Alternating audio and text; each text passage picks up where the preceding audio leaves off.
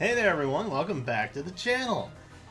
I was gonna just do a voiceover bit with this, put some footage in, but I was like, I don't know, maybe I'll do it real time, cause why not? Actually, the footage I did record was on my second run. I have since done, I think, 4 runs in this game, so I have a slightly better understanding of it now. So I thought, hey, why don't we take a look at this and just see, you know, what it is. This is my first hands-on,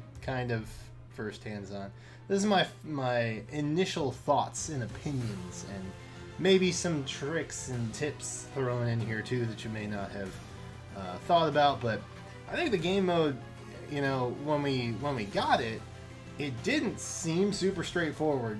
But after going through a couple rounds, it is not really as complicated as I at least interpreted it from the Feh Channel. And of course, they released an actual video. I think it's only on Twitter. I haven't found it on the Nintendo YouTube channel yet. But there is an official video, I guess, out there explaining all of this. If that is of interest to you, you can find it. But I mean, it's pretty straightforward. It's a Feh event, right? So it is part of the events that we're in. It has a 2-day period, and I almost feel like it's going to be similar to how Mjolnir's Strike is present. So Mjolnir's Strike kind of goes through these phases, and then we have them for like a couple cycles at a time. Right now we're quickly approaching shield phase, as you can see.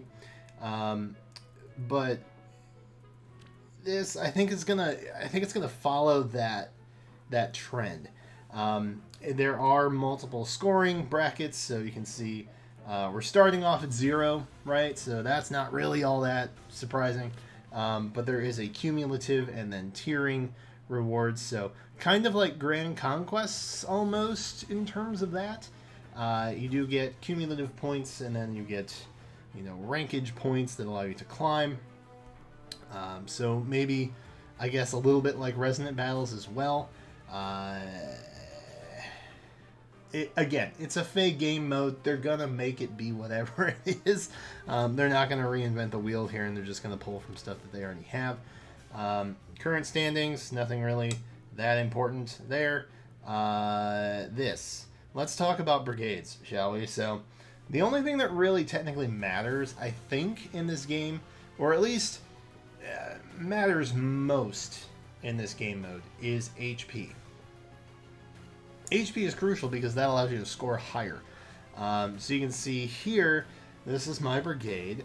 I don't have a lot of high HP units. So, for example, there's a lot there just like in the mid to low 40s. But then, you know, you have some like Cordelia that's up in 50. You've got Fiora who's up in 51. So some of those do make a big difference, obviously. But I haven't really given that much thought to it yet, so I haven't really cared that much. You can add your friends, and this is obviously a very good idea, especially if you don't have a lot of plus 10 units. The merges are what's going to make a big difference. Movement skills and things like that, they don't matter, right? Weapon skills, those do. So effectiveness in weapons and things like that, that still matters. Your skills up here, those still matter, and there's a full breakdown of what matters and what doesn't. But I did learn out very quickly that things like Fury, things like Push, those types of skills that damage your own HP, those are not things that you want. Okay, those are bad. Don't use those. However, things that affect enemy units, particularly ones that are within 2 spaces, for example. So AoE specials, things like defense smoke, or something like that. Those are going to be very helpful because, as we'll just hop into it here. I gotta play a bunch of games to get quest rewards anyway. As you can see, you're in this kind of grid breakdown, right? So if you have Blazing Wind, for example, that does a big AoE damage area, that's going to be very helpful to knock down HP of enemy units around you. And likewise, that's not something that you yourself want to take. The first couple rounds, I think, are pretty easy, as far as I can tell. There are things that you want to focus on, however, so things like getting your bonuses set, which would appear here if I had any, but I don't right now. You can also take a mulligan, a little golf terminology in here, I guess. If you want to re-roll any particular unit, you can do that. You only have a limited number of re-rolls, I think. So I do have an Anna. I've got another Anna, but in all honesty, let's just go for the sword, because why the heck not? And we'll just swap those, and there we go. I don't have an axe unit, and that's unfortunate. So you will get combos, you know, if you get, like, you know, movement combos, attack type combos, those types of things. Those are kind of what you really want to build in the first initial phase anyway, and I'm not really doing so hot, as you can see. It's not going well for me. I am literally just getting the same things, and that is disappointing to me. So I guess what we'll do is we'll just throw another Anna up here, because why not? Might as well. And then we'll go with that. So you see here we have some combos starting now. That's kind of nice. Yay! Combos are good. So lower cooldown specials are also a little bit more of an advantage here. Things like noontime or soul, those are going to be helpful for sure. Still no axe. Yikes. Okay, that's a problem. But we do have Micaiah, so that's a thing. Yes. It's not a great thing, but it is a thing. So I guess what we'll start with, we'll just hippity hop you right there, I suppose, and then we'll put you here, and I guess we'll bring Micaiah up too. We might as well, right? We might as well do that. I don't think it matters. We'll pop in there. We have anybody that we want? Ooh, we get a trio though. And then we'd be down, wouldn't we? We would be down. That is a true story. Well, I'll tell you what. Why don't we try this? Let's try this, shall we? And just see what happens. I'm just funking around, man. There's not there's not a whole lot that I'm too worried about with this. This is more or less just demonstration type stuff. You've also got this little 4 square area over here.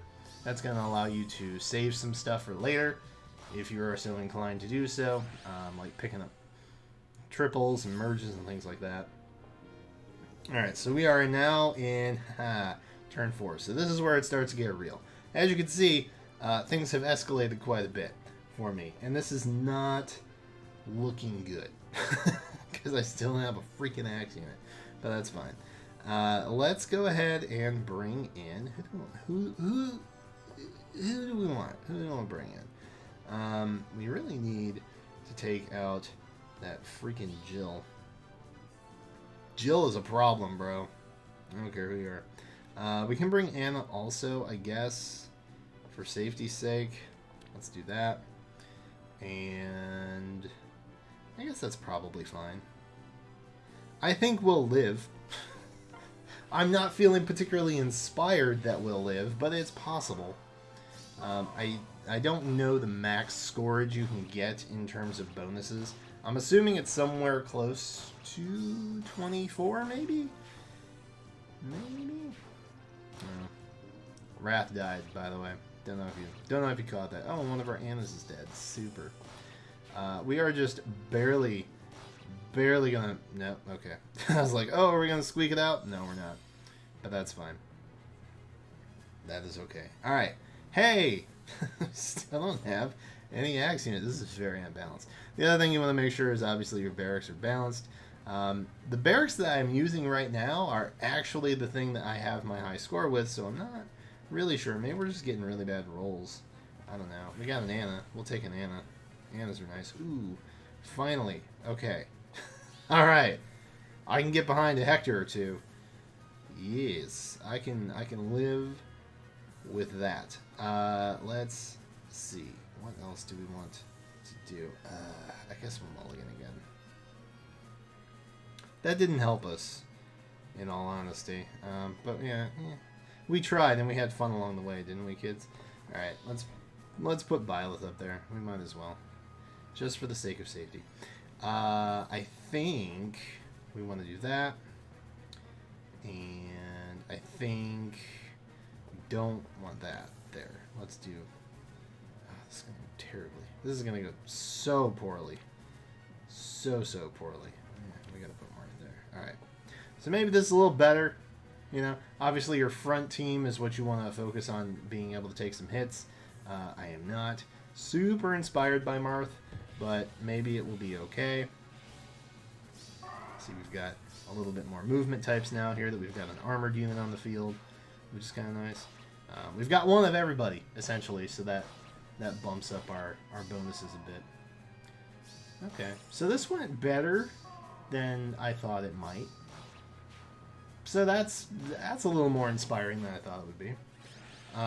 Cool. I don't think we're gonna hit a high score. I think if you die at some point, I don't think you get high score. If you lose one of your rounds, I don't think you do well. We do have. What do we have? What are our options here? Not really a whole lot of anything good, huh? So let's pull an Anna and a Marth, because we might be able to. Nope, we did not. We have a Tiki, or not a Tiki, a Nagi. Close. Kind of the same thing. We had a Tiki last round, I think. But that is no longer a valid happiness to have, because it's not there anymore. I think that I do not want to change anything. Maybe that. Yeah, let's change that. Yeah, let's see how this goes. Let's just see how it goes, shall we? It could be good. It could be bad. Probably bad. All right, we're hanging on. So, you know, obviously as you go through more in this game mode, it doesn't seem too particularly hard to get into tier 1, or the top tier, whatever that is right now. 3? 1? I don't know. I'm not sure how the tiering works at the moment. But it doesn't seem too difficult to get higher up in the tiers right now. Like I said during the Feh Channel review, I assumed that it was going to be like a slow learning curve to get up to speed on everything. We won, but at what cost? Everything. So I mean, it's an interesting game mode. I do like it. I like it. I like that there's no, you know, cooldown currency like freaking tridents or whatever for Grand Conquests have, or ballots for voting gauntlets, or whatever those things are. You know, it's just kind of you play at your pace. You can play as much or as little as you want, and that's kind of nice. I appreciate that in a game mode. There is obviously a 2-day period between rounds, it seems like, so you definitely want to keep that in mind when you're playing. We have Lynn. Lynn could be helpful here.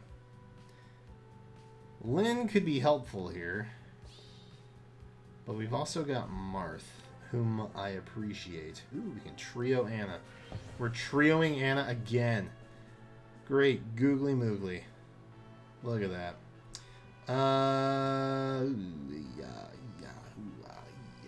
This is not good for us, friends. All right, Rhea, I'm sorry. You've outlived your usefulness, and I am genuinely sorry about that.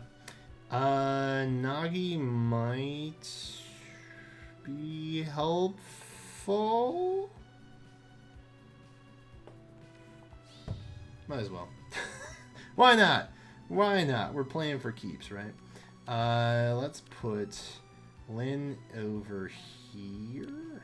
Yeah. Yeah. I'm digging it. I'm digging it. All right. So there you go. As long as our front line holds, I think we're in good shape. It might also not hold.